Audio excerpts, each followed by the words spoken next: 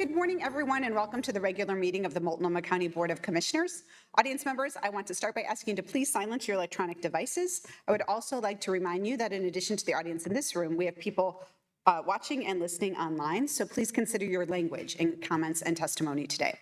Today's meeting is a hybrid board meeting. Some presenters and guests will appear in person and some will appear virtually. For those presenting virtually, please mute your mic when not speaking, and when presenting, make sure to unmute your mic and turn on your camera. For those joining us in person to provide public testimony or present, please turn your mic on when you begin speaking so the green light is showing, and off when you've completed your remarks so the red light is showing. For all presenters, please state your name for the record before speaking or responding to questions. As a reminder, we do limit the number of people to speak during regular board meetings on non-agenda items during public testimony, and testimony on regular agenda items needs to pertain to the subject matter under consideration. The board clerk and I will be monitoring adherence to these board rules. May I have a motion on the consent calendar? Second. Commissioner Brim Edwards moves. Commissioner Singleton seconds. Approval of the consent calendar. Sorry. Commissioner Moyer? Aye. Commissioner Singleton? Aye. Commissioner Brim Edwards? Aye. Commissioner Jones-Dixon? Aye. Chair Vega Peterson? Aye. The consent calendar is approved. Opportunity for public comment on non-agenda matters. This is a time for the board to hear public testimony, not for board deliberation. When it is your turn to speak, I'll call your name and unmute you or call you to the presenter's table.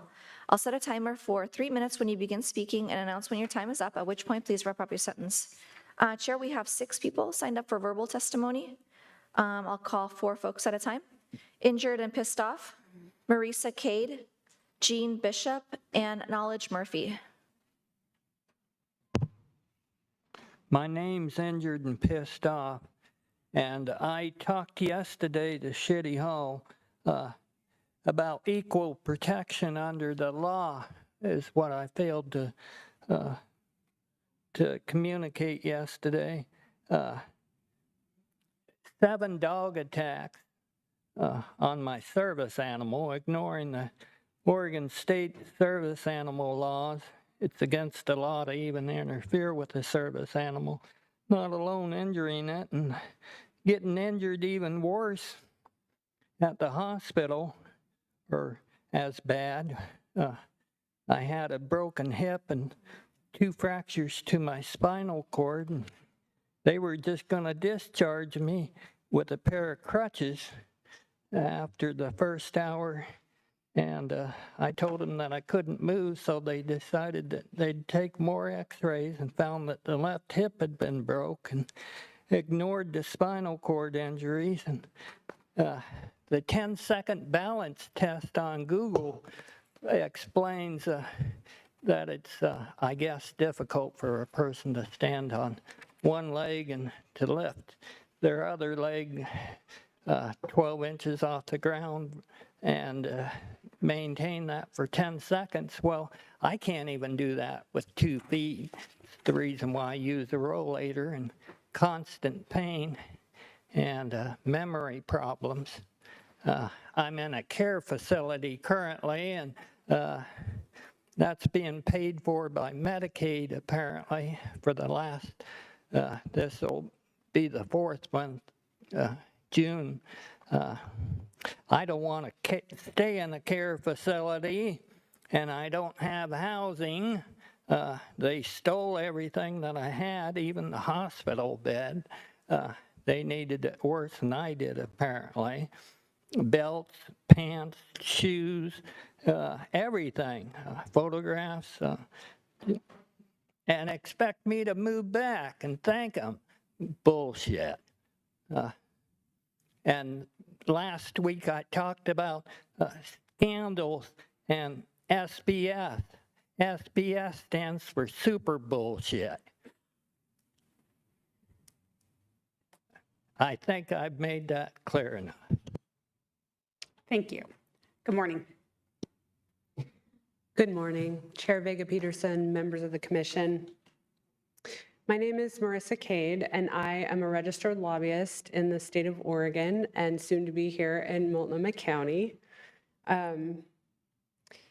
My sobriety date is December 19th, 2013, and I have the honor of representing a coalition of recovery service providers here in the Multnomah County area. There's over 20 of us who gather around a table each month Many of the executive leadership folks at that table, if not all of them, also have lived experience of homelessness, addiction, incarceration, healthcare, behavioral health, and mental health issues. We know from experience that for some people leaving carceral settings, those leaving hospitals, residential treatment, detox, the sobering center, those entering deflection and diversion, and some of the people in our shelters right now, that the next step on their path is recovery housing. I have a personal story about homelessness and addiction as well. The night in 2017 when my younger brother died from a heroin overdose was the night I found out that my siblings' lives had been taken over by heroin. In high school, my brother and I used to make jokes about the 27 Club, and he was 32. My brother's death did not have the impact on my sister that my mother and I prayed it would. After his death, she took to the streets to use. Without family around, she went further and further down the scale. She lived in a little tent next to a dirt path. The county sheriff knew my family and my sister, and they picked her up regularly, and one day they were able to charge her. In jail, she was given the opportunity to go to treatment. When she violated her treatment order and went back to jail, she got one more chance from the judge, and she took it. The last house on the block for my sister was a recovery house. She learned how to get a job, clean up her record, and get her license back. She found community, and I got my sister back. Our community needs more recovery housing. More people need their sister back. When you invest in recovery, you give a university their valedictorian. You give the future director of the Homeless Services Department the master's degree they need so they can take that role and change the future. You can't legislate recovery, we agree, but there are not enough recovery housing beds right now for the people who want them and need them. They cannot do it alone, and many of them cannot do it without a clean, safe, sober home. Thank you. Thank you. Good morning. My name is Gene Bishop, and I live in Multnomah County, District 3.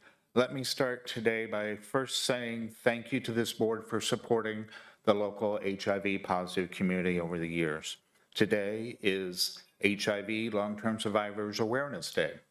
June 5th, 1981 is the first time the CDC published information about a mysterious deadly disease affecting gay men. It would later be labeled AIDS, acquired immunodeficiency syndrome, and much later we would learn anybody could be infected with the virus that causes AIDS, HIV. 44 years and still no cure. I am a HIV long-term survivor. I became a person living with HIV over 28 years ago. I'm also HIV undetectable. Another way to say I can't pass the virus on to others. I'm undetectable thanks to the availability of medications. I have survived. I'm also a client of the Cascade AIDS Project and a participant of its program, Aging Well. But Aging Well is more than a program, it's a community. One which welcomed me with open arms soon after moving to Portland at the end of 2020. Aging Well through social and educational events, resource navigation, and advocacy opportunities has given me the alternatives to isolation and loneliness, which affect older adults living with HIV more so than our HIV negative peers. I am actually doing more than just surviving, I am thriving. As a 68-year-old gay man living with HIV, I'm very thankful we do have the medications to manage the disease and make our lives much better than in those early days. But we have no cure. And one thing many people do not understand, even at undetectable levels, the HIV virus can accelerate the aging process. Very low levels of the virus can still affect the cardiovascular system, bones, joints, even brain health. With the current administration in DC hell-bent on eliminating funding for HIV organizations and even HIV research for that cure, local support for programs like Aging Well is more important than ever. Again, I appreciate your all's past, current, and anticipated future support. Thank you. Thank you so much for being here today. Checking for Knowledge Murphy, Addie Smith, and I'm not seeing Karen Cheery online, so I'm checking to see. Okay. We have Latoya Lovely and Charles Johnson.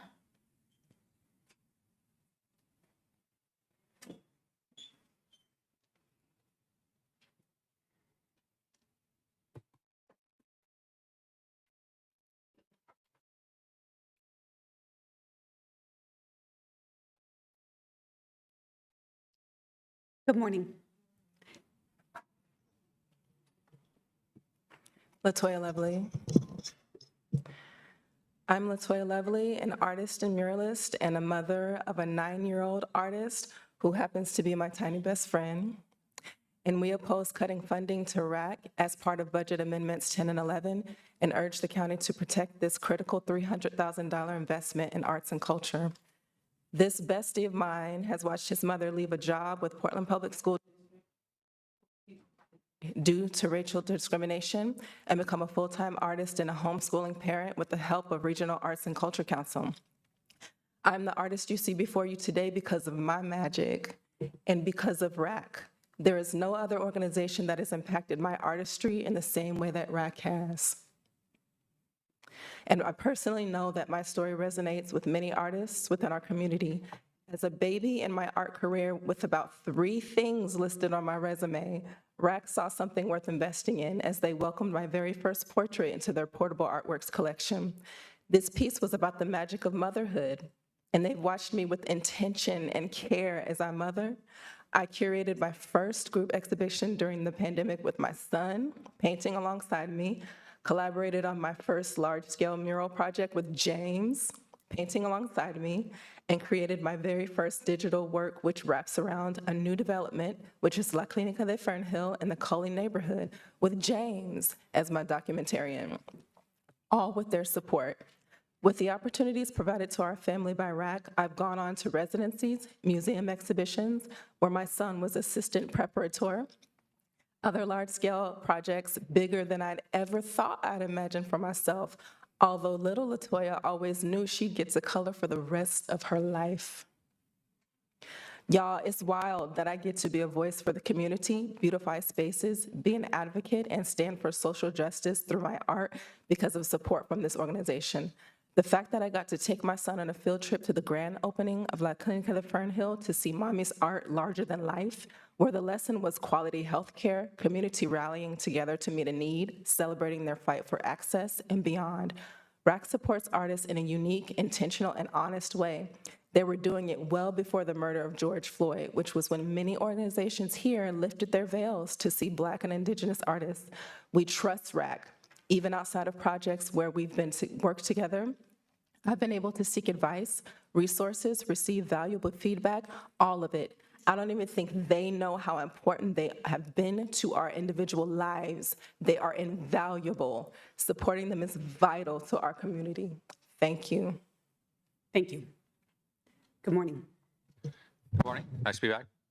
I'm Charles Bridgecrane Simca Johnson, and I think we'll just review some of the things we've heard. Of course, we heard about the, I don't think it's an overstatement to say, desperate need for recovery housing. And I hope that as the Homeless Service Department goes through its leadership transition, I didn't get an email from them. I don't know if they have 3 interim people at the top, which would match the email I got from the County Health Department, which I'm not sure has any non-interim people at the top now that Heather Marisol is leaving. But anyway, getting back to the housing and recovery housing. In the past few months here locally, we maybe have improved in honesty, even though that's not the situation in DC. I think it was April or late March, we started talking about a much larger number of homeless people than what we've been using before.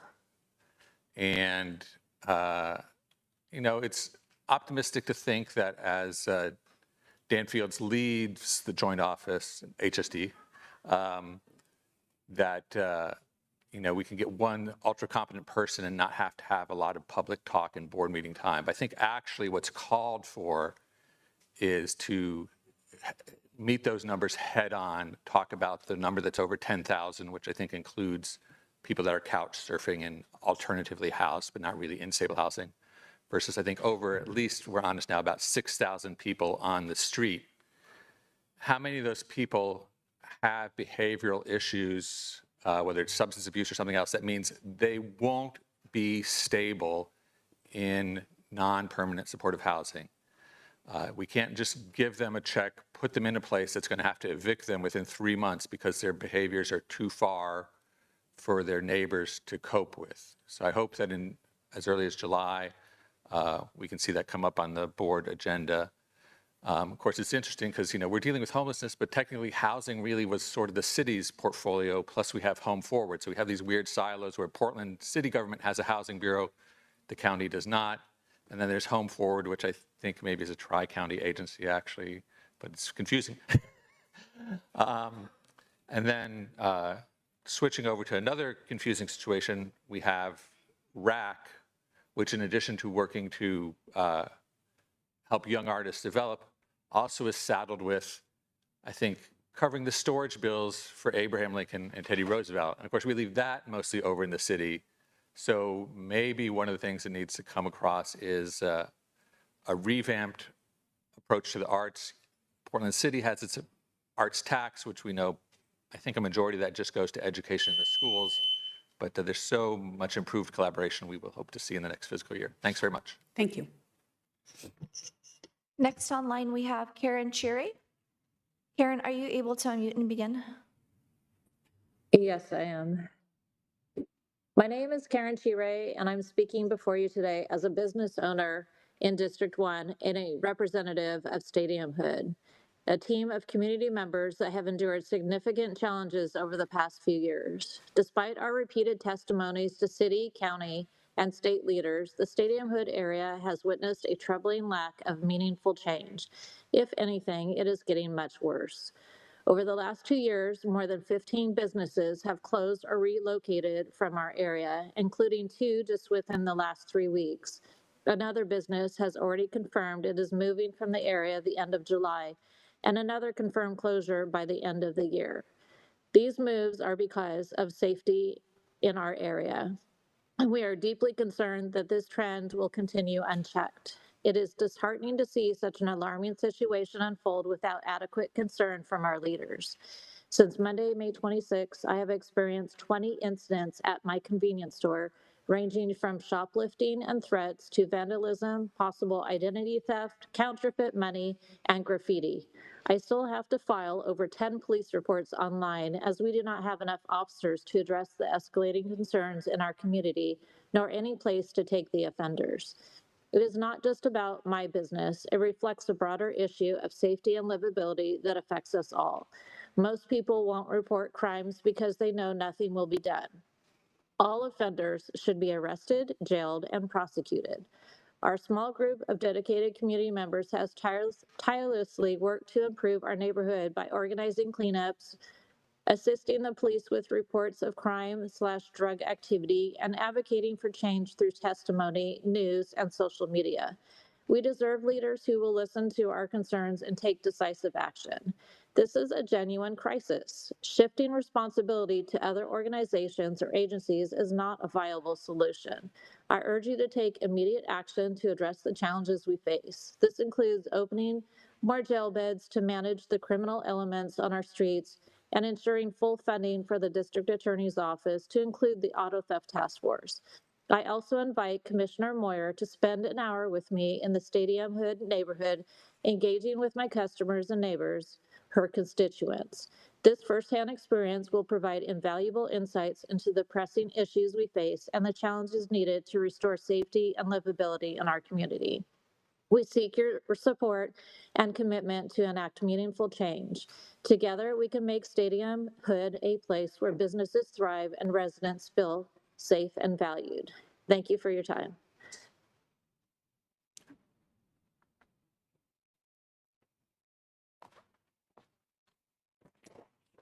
Just checking again for Knowledge Murphy and Addie Smith.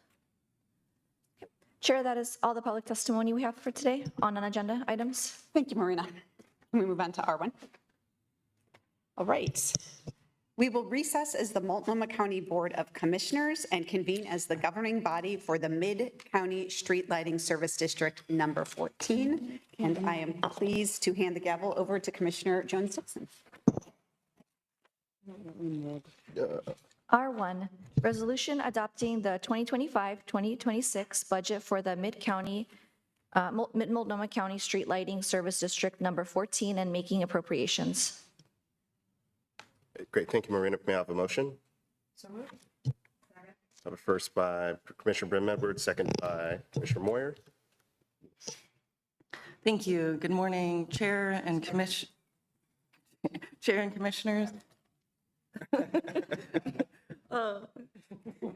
For the record, my name is Britta Shinsky.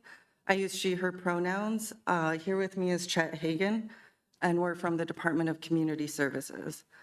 I am here asking for your approval of this resolution adopting the fiscal year 2025 to 2026 budget for the Mid-Multnomah County Street Lighting Service District number 14. This budget provides the district with necessary appropriations to support operations and capital. On May 1st, you convened as the district budget committee and approved the budget as submitted. The approved budget was submitted to the Tax Supervising and Conservation Commission for their review. TSCC notified us on May 28th that they had completed their review of the approved budget and certified that they have no objections or recommendations to make with respect to this budget. The district approved budget was also posted to the county's main webpage and a copy posted in the local newspaper as required by local budget law. No questions or comments were received. The district fiscal year 2026 budget is set at $2 million with $650,000 for capital works on light replacement projects. $880,000 of this budget is assigned as an unappropriated balance and will be held to support future capital work the district is planning. With your approval this morning, this budget resolution will be submitted to TSCC and the Multnomah County Assessor, along with a list of 938 properties in the district. We're here to answer any of your questions. Great. Maria, do we have any public testimony first, then we'll move to questions? No, we didn't receive any public testimony. Okay. We have one public testimony from Charles Johnson.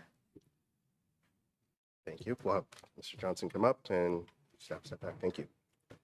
Good morning. Well, thanks for listening to me earlier. The reason I'm back is complicated, but when it comes to however much faith people have left in government, we're sitting here. They did, I think, I couldn't tell if it was a $2 million increase or a $2 million total, but for people who are paying attention to their local government, they have, even looking at the 4 different links that are a part of this electronic agenda, it's very difficult for us to know where the heck are the other 13 lighting districts and why are they not up here? Of course, we know that the administration in Washington is wrong about DEI, diversity, equity, inclusion. And so while you all want to quickly get this through and keep these people's street lights on, there's at least 13 other districts.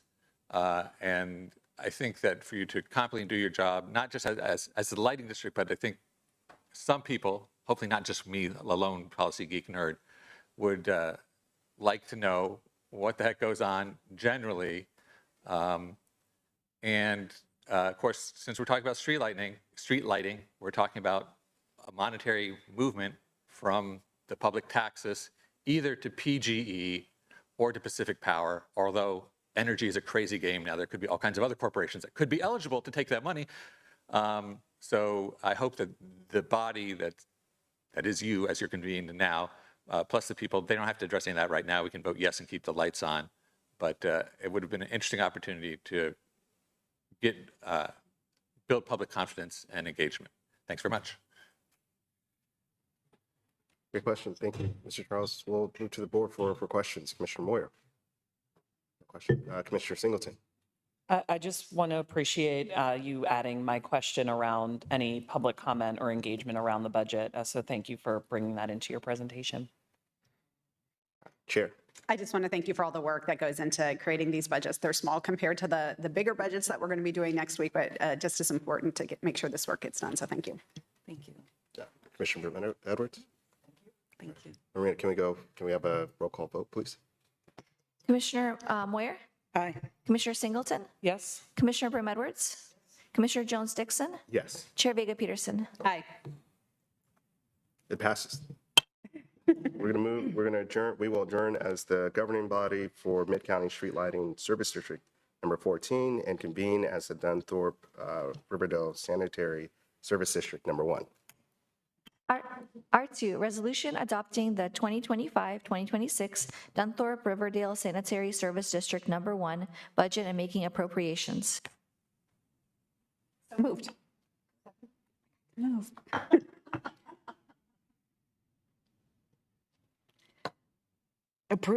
Sorry. Approval of R2. Did we receive any public test? Oh, wait, we haven't had, I'm sorry. Britta Shinsky? Sorry, and Chet Hagan. The floor is yours. Oh. Okay. Good morning again, Chair and Commissioners. My name is Britta Shinsky. I use she, her pronouns, and here with me today is Chet Hagan. We're from the Department of Community Services. We are here this morning asking for your approval of this resolution, adopting the fiscal year 2025-2026 budget for Dunthorpe Riverdale Service District. This budget will provide the district with necessary appropriations to support both operations and capital. On May 1st, you convened as the District Budget Committee and approved the budget as submitted. The approved budget was submitted to the Tax Supervising and Conservation Commission for their review and comment. TSCC notified us on May 28th that they had completed their review and consideration of the budget. They certified that they have no objections or recommendations.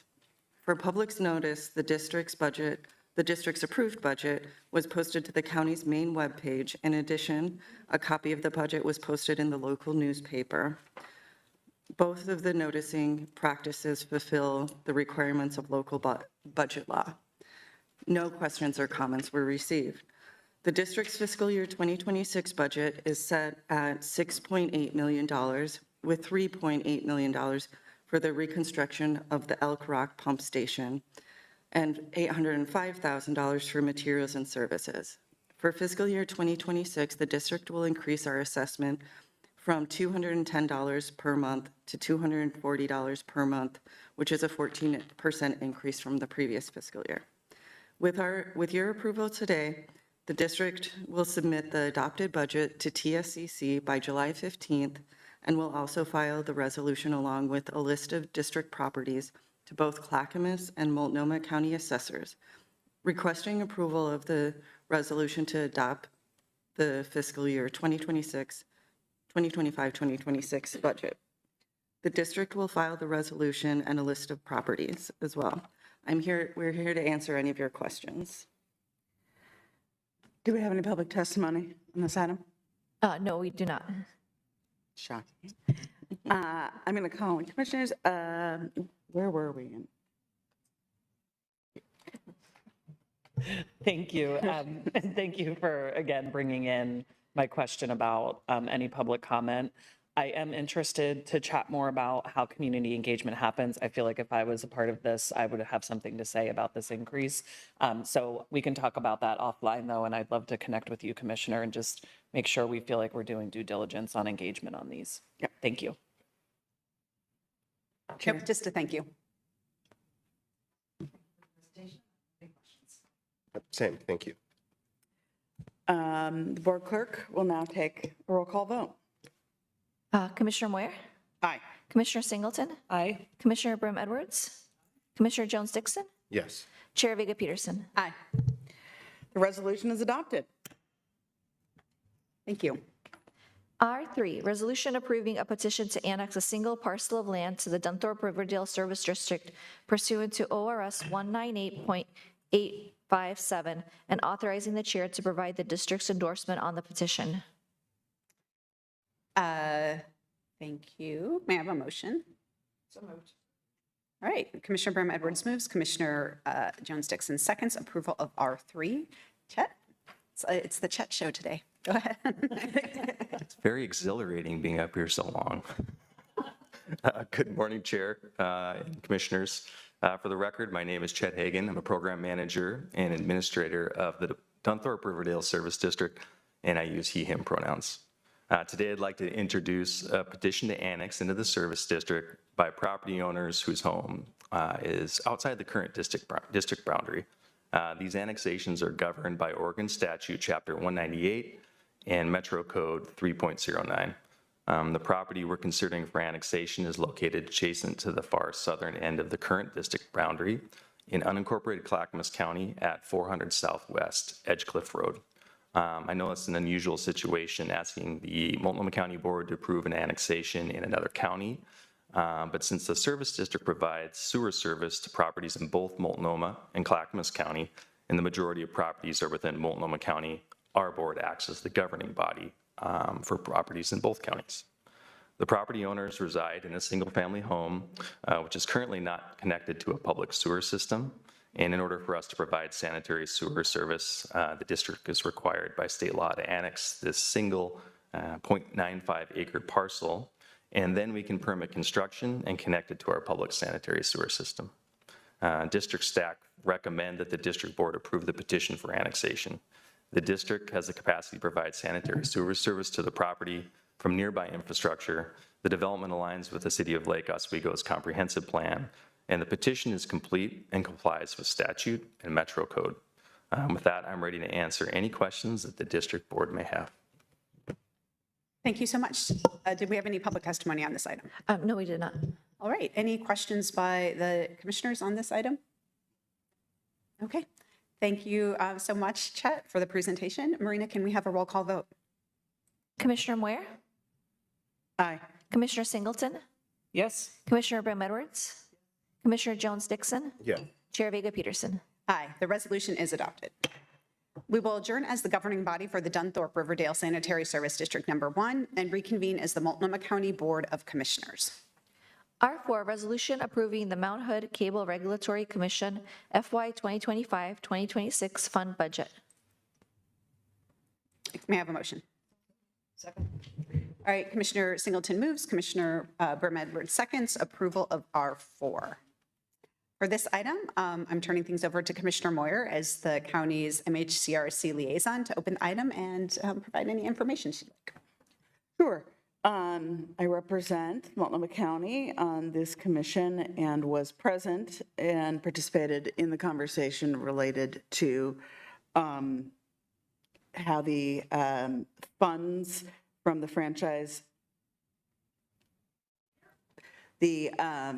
fees for the use of our public right-of-way would be allocated.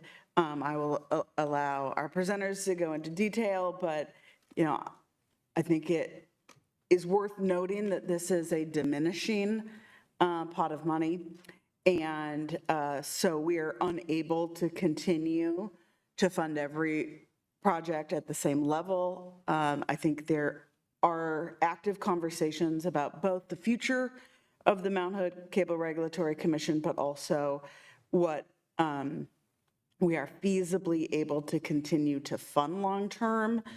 So I do anticipate in the next few years, we may be looking at a shift away from some of these grant programs because we just won't have the funds available to both support our local cable access, which is Metro East and Open Signal, and provide community grants. So I just put that forward that, again, this is a reduced amount of money. We're unable to grant at the levels we previously could. And then there are going to have to be some conversations about what is possible in the future as revenues continue to shrink. Thank you, Commissioner Moyer. Appreciate that. And we have Douglas and Seema here to talk more about this. So welcome to the board, and I'll turn it over to you. Hi, Commissioners, Chair, good morning. My name is Andrew Spear, and I work for the City of Portland, and as part of my role, staff the Mount Hood Regulatory Commission and do compliance work, and was here last with the Comcast agreement with you last month. And I was wondering, do we have the slide deck for this item?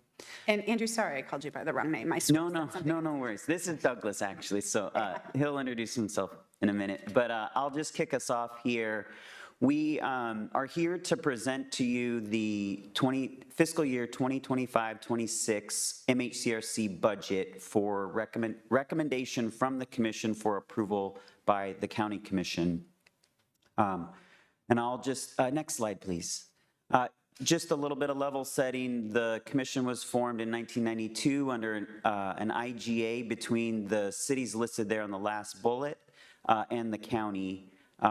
As part of our work, we maintain and regulate the cable franchise agreements on behalf of the member jurisdictions, and we also collect franchise fees and PEG fees from the cable providers, in this case Comcast and Ziply, and then we distribute those back out to the member jurisdictions on a quarterly basis. We have prepared the budget, and Douglas will be presenting the budget pieces in the next slide, so I'll turn it over to him. Good morning, Commissioners. My name is Douglas Imaralu, MHCRC's Finance Manager, and also the Finance and Budget Lead for the Community Technology Division at the City of Portland's Bureau of Planning and Sustainability.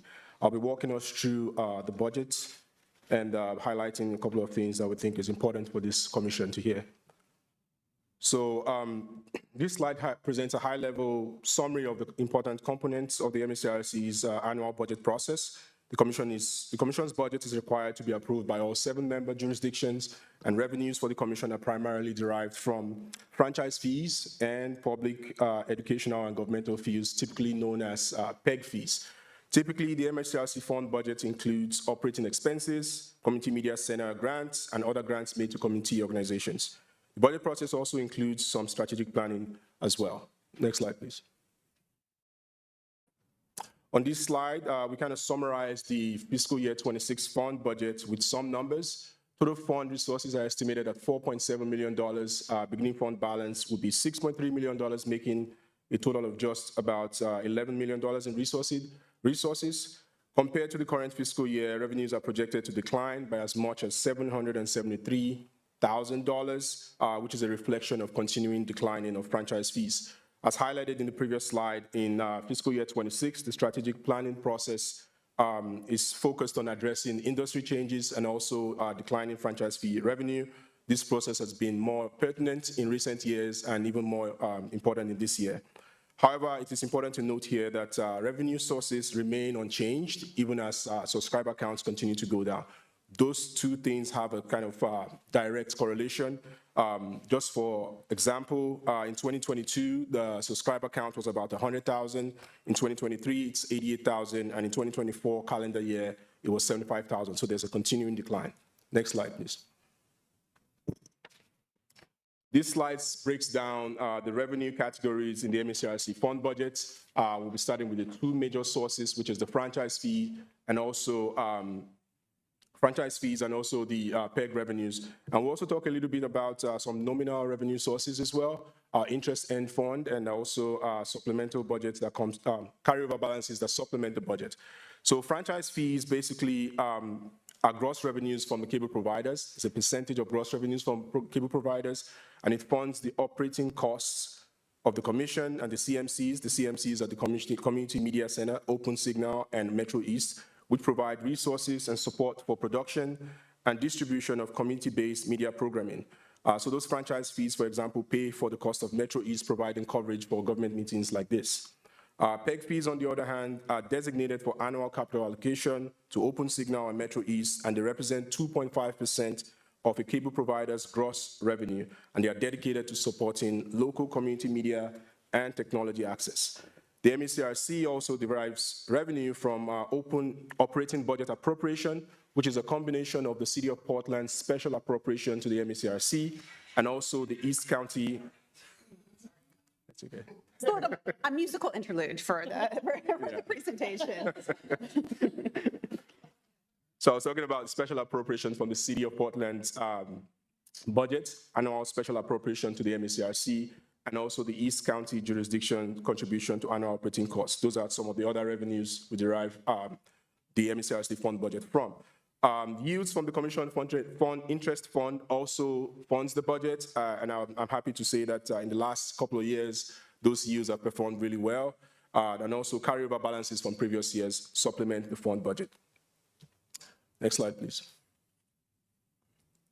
On this slide, we attempt to sort of break down graphically, franchise fees estimates for fiscal year 26, and I'm happy to say that Multnomah County will receive about just under $50,000 in franchise fee, which represents about 19% of total franchise fee for fiscal year 26. It's important to note here that these amounts actually are largely driven by declining subscriber counts in each jurisdiction. So as the subscriber counts continue to go down, these fees will continue to go down as well. Next slide. On this slide, I try to go a little bit into the expenditure categories for fiscal year 26. The budget expenditure typically includes franchise fees disbursements, which are quarterly transfers to the general fund of each respective jurisdictions. As we showed in the previous slide, Multnomah County will be receiving just a little under $50,000. MECRC operating costs, which covers staff, legal, admin, and compliance costs. Community media expenditure, which draws from PEG fees and franchise fees to fund operating costs and other capital expenditure from Open Signal and Metro East. And also, just wanted to include here that these CMCs, Open Signal and Metro East, provide services including gavel-to-gavel coverage of council meetings like this one. The Commission also plans to invest $1 million in community grants to support local nonprofits and other educational and public access media projects. Next slide. On this slide, I'll talk a little bit about the details of those appropriations to Open Signal and Metro East.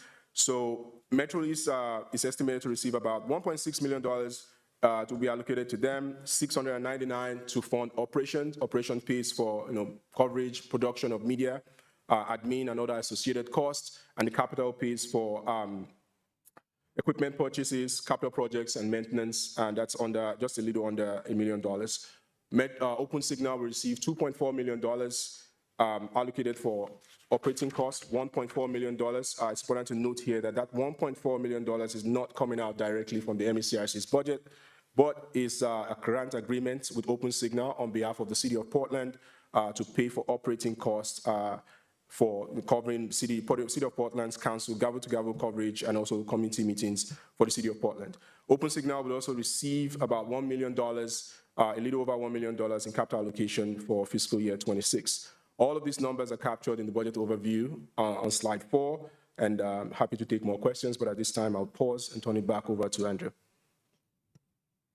Next slide, please. Douglas mentioned this, but I just thought it was relevant to highlight the $1 million community grant budget allocation is similar to last year's allocation or this current fiscal year's allocation. So we're able to have that continuity of money available to pass on grants to community groups and organizations who are producing public education or government content that will then be transmitted onto the PEG channels. So then there's also below there some characteristics of the grantees over this past fiscal year and what they've been able to produce for our communities.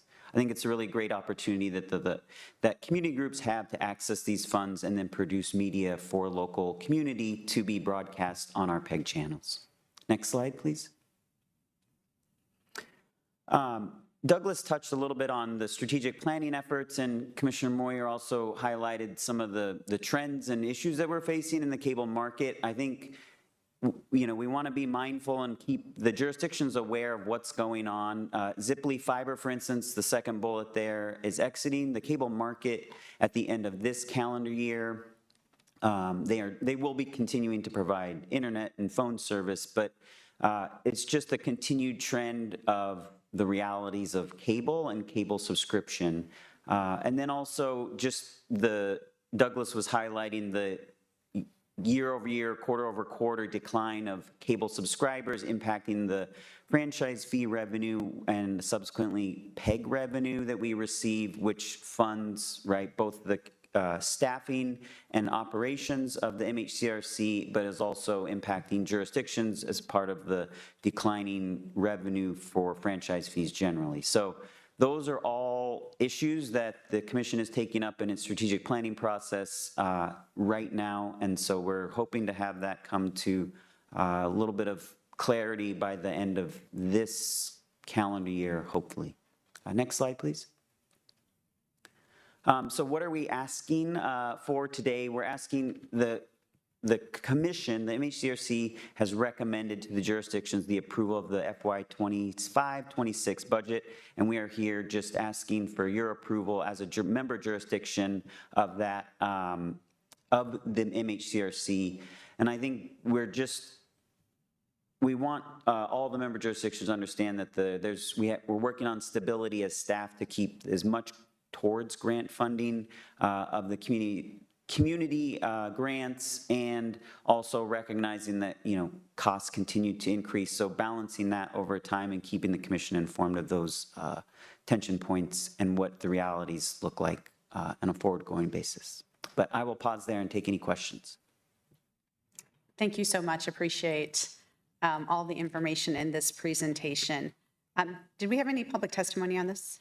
Yes, Chair, we had two people sign up, Seth Ring and Charles Johnson. So if you wouldn't mind just sitting in that seats right behind you, and then we'll call you back up for commissioners' questions. Thank you.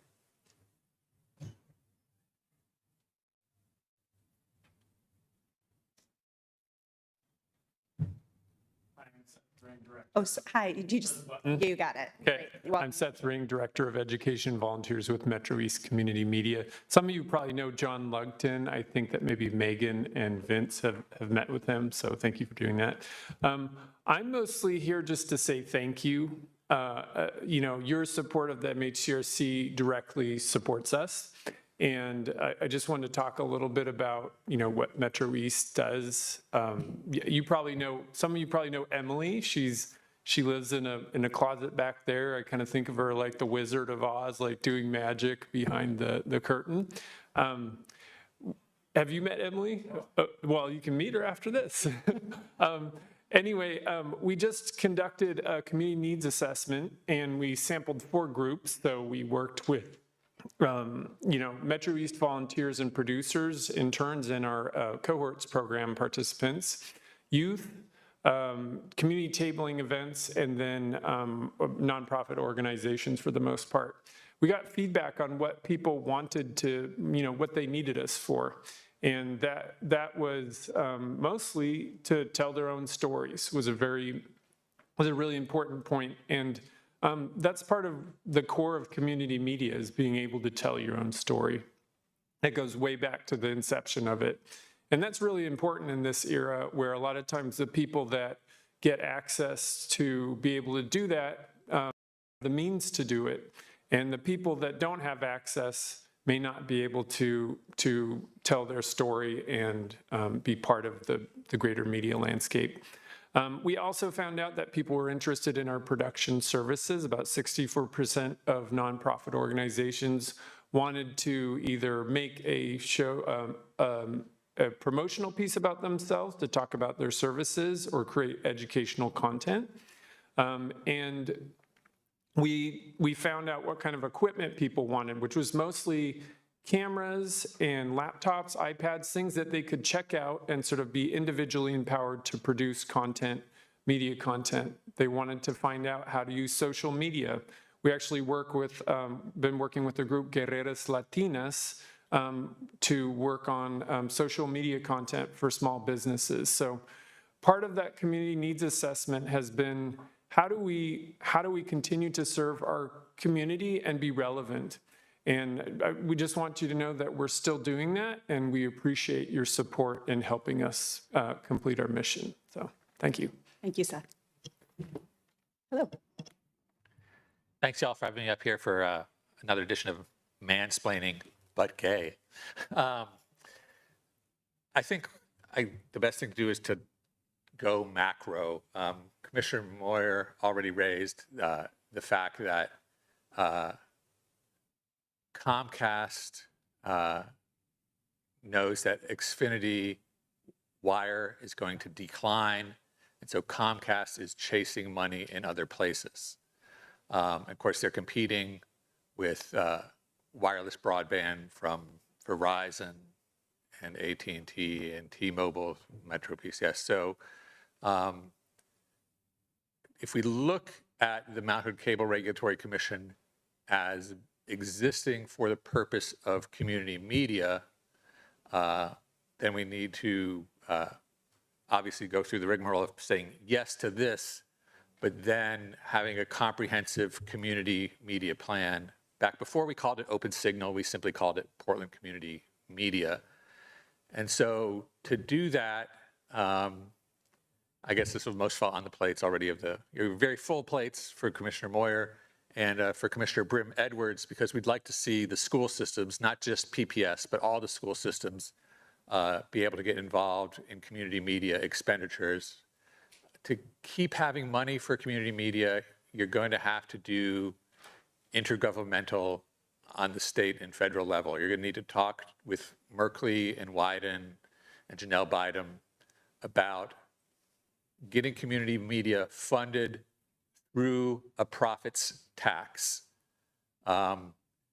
We see the sad, not so sad because I have some issues about cable television as an existence in an enterprise. It might not be bad if it went away, except people's media diets are not getting any better. But while subscribers are going down, we would like to see community media. We need to find a way to tie funding for community media to the profits of these mega media corporations. So it wouldn't be a bad thing if in a year or two we come in and we say, oh, the Cable Regulatory Commission is phasing out because probably not viable until 2028. We have something better in place than the old system, which funds not just local community media, but we also know that NPR and thus OPB and PBS are also under threat. So you can't make more money come into this system. You know, if the fees were increased, that would just accelerate the movement of people going and buying little boxes of Wi-Fi that free them from being Xfinity cable customers. So it's a bad time for Commissioner Moyer to be on the plate because there's going to be a big systemic change here. But obviously it's a yes to pass this and keep community media going through for this next budget cycle. Thank you. Appreciate the public testimony on this item. I'll invite our guests to come back up to the dais, and I'll open it up for questions from the board. Commissioner Singleton? Thank you. I don't have any questions. I wanted to appreciate the work that went into what I saw out of Metro East and Open Signal, and I think particularly the really thoughtful process I saw Open Signal use that they document in here. So thank you so much. Thank you. Commissioner Brim Edwards? I don't have any questions. I do want to just share appreciation for flagging sort of future challenges. So just being in this seat often, the worst thing is to hear something when it's too late or sort of at the last minute. So appreciate sharing the sort of future challenges and look forward to ways in which we can be helpful. All right, thank you. Commissioner Jones-Dixon. Yeah, great. Thank you. Thank you, Chair, and thank you for the presentation. Just curious, what did the three other cities or the four, what was their response to to this? So we just presented to City of Fairview last night. City of Portland Finance Committee meeting is Monday, and then I forget the dates on the other jurisdictions, but you were one of the first two. But Fairview did pass it last night. Thank you. Thank you. Okay, great. Thank you. I just want to say I'm going to be interested in tracking the cost impacts to Metro East under the new Comcast contract that we approved a couple weeks ago. And as the revenues for the cable franchise continue to decline, especially if, as was noted, I think when we had that discussion, if Comcast proposes new fees that are going to have to be paid by the county or Metro East. So I just, that's another thing that I want to make sure that we're paying attention to.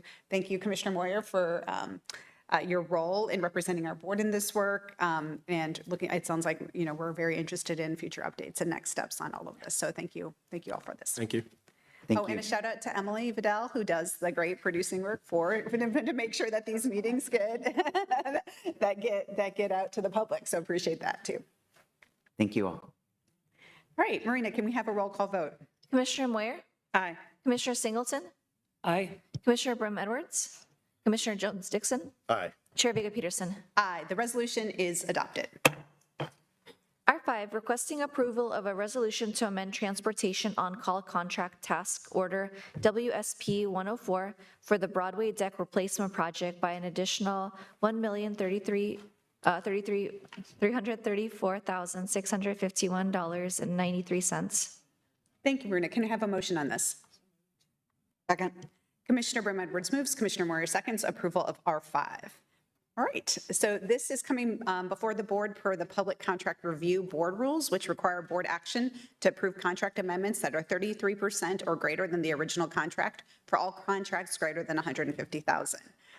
John, our Transportation Division Director, is here to speak to this resolution, so I will turn it over to you. Thank you. Good morning, Chair Vega Peterson, Commissioners. My name is John Henriksen. I'm the Transportation Division Director and the County Engineer in the Department of Community Services, and I use he, him pronouns.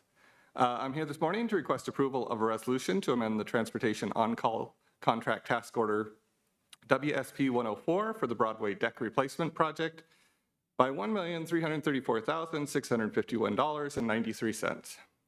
These funds will support adding construction services to the task order for WSP and their subcontractors to support the county's management of the construction phase of the Broadway Bridge Deck Replacement Project. Previously, the task order only covered design-related services.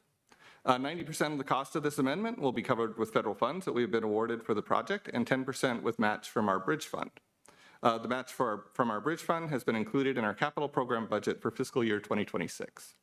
That's all I have for you this morning, but I'd be happy to answer any questions that you have. Thank you so much, John. Marina, did we have any public testimony on this item? No, Chair, we did not. Okay, thank you. Questions from the board? Commissioner Moyer. Yeah, related to the federal funding involved, is that funding that we are confident will actually come to us? Yes, it's been appropriated to us, and we have notice to proceed from FHWA, so we're confident that we have those funds. Thank you. Thank you. Any other questions on this item? Okay. We need to have more babies to have this money. I don't know how to control that. Commissioner Singh. This can come as follow-up. I just am interested in how equity is being operationalized here and where those goals are at. But I know all that data exists in a different place, so I'm happy to take it on email follow-up. Great, we'll provide that too. Thank you. Great, thank you so much. Marina, can we have a roll call vote? Commissioner Moyer? Aye. Commissioner Singleton? Yes. Commissioner Brim Edwards? Commissioner Jones Dixon? Yes. Chair Vega Peterson? Aye, the resolution is adopted. Thank you, John. Thank you very much. Thank you, John. This was a D1, D4 day. Just here to support you. One side.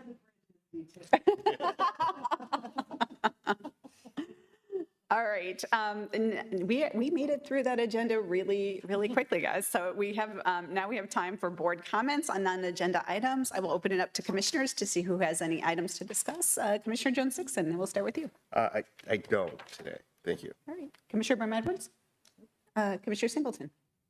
Now you know I do. I always have something. So I just wanted to make a couple comments about the budget and then also some of what we're seeing at the federal level around immigration. So to start with, there are no good cuts in a county budget. Our work here is ensuring that there's a safety net for our most vulnerable friends, families, and neighbors. And as I've heard from my constituents and agree, this is not about pitting homelessness against sustainability, against food insecurity, against healthcare. There just are simply no good cuts in our budget. And I've listened to folks who have emailed or come in for public comment or who show up at our meetings, and those I've run into just out and about in my community. And I take everybody's feedback seriously.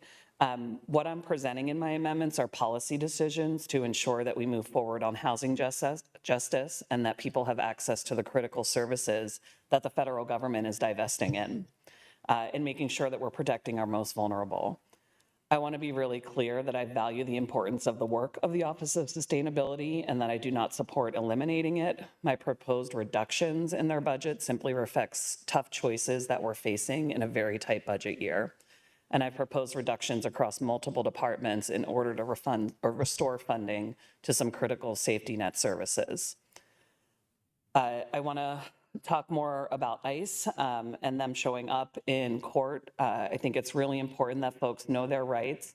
I will be sharing in my newsletter and social media some really important language that was shared with me on a call for public officials earlier this week to make sure that people know if their case is being terminated in court, that they should say that they are appealing it, they have the right to counsel. It sounds good for your case to be terminated was the message we received because you think it's over, but it's really one of those deceptive tactics that they're using to then arrest people in the hallway after they leave the courtroom. So I will share that Know Your Rights information with my fellow commissioners in the chair, and I hope that you all can help push out some of this messaging because they're just accelerating tactics to, frankly, scare our community and people from showing up. And so I think it's just really important that we acknowledge their actions impact how people trust us as well as government, and that we continue to really show up for people and speak out against these federal actions. Thank you. Thank you, Commissioner. Really appreciate that. I know that this is an issue that's concern to all of us, isn't it? It impacts all of our, well, I don't have a district, but the entire county and all of the districts as well. And it was really really frightening and concerning to hear that these tactics are being used in the federal courthouse right here in downtown Portland. Commissioner Moyer. Yeah, I want to thank Commissioner Singleton for that, and we'll also share that information. I wanted to acknowledge that today is World Pride Day.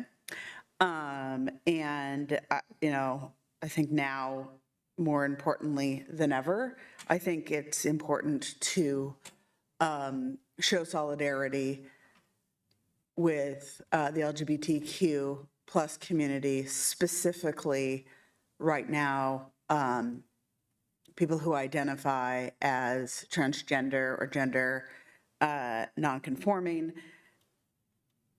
What is happening in this country right now is scary for a lot of communities. And the very real results of the perpetuation of hate speech have been seen. And I want to, from the perspective of Multnomah County and from my position as an openly queer person, to acknowledge the trauma of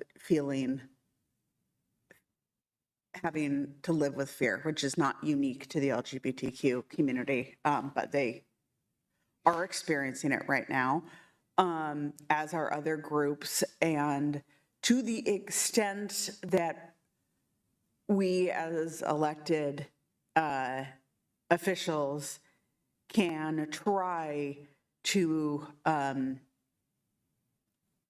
make people feel safe and wanted and valued in our community. I have appreciated my colleagues saying very similar things. We can't stop everything that's happening on a federal level, but we can do our very, very best to be a safe haven for all people who are the victims of an organized fear and hate campaign, and that's a lot of different communities. And I think it is incredibly important that even though those who are being targeted vary tremendously, from religious minorities to immigrants to the LGBTQ population to the poor, that we have to view the struggles of each individual community as within a collective, and that we show support and solidarity for each other. Where I would hope that people will stand and defend my marriage, I also stand and defend people who have a right to seek asylum, who have a right to a fair immigration process that has due process involved in it, and the rampant profiling that is happening across this country. And so to the extent that it is of comfort and that which is within our control, I want to use today as LGBTQ World Pride Day to welcome all those who do not feel wanted in other communities. We would love to have your talent and gifts in our community. Thank you so much, Commissioner Moyer. I really appreciate the discussions on these really important items. I think, you know, I think about what's happening at the federal level, and it really feels like violence in terms of the executive orders. We know the impact that that's having locally and across the country. We're seeing this with the budget that has been approved, and really the harm that that is going to do to so many people who rely on the government, for the federal government, for food, for support. I think the impacts that we are seeing on to science, to research, to medicine, like those are doing harm for our country today and in the future. And I think the way that things are spoken about, what is being promoted as right. I mean, we had two recent attacks just this week that were very anti-Semitic on the Jewish community, and that is real violence that's happening, and we know that's happening to the trans community and so many others. And so I think I just appreciate our chance to hold space for these conversations and these acknowledgements.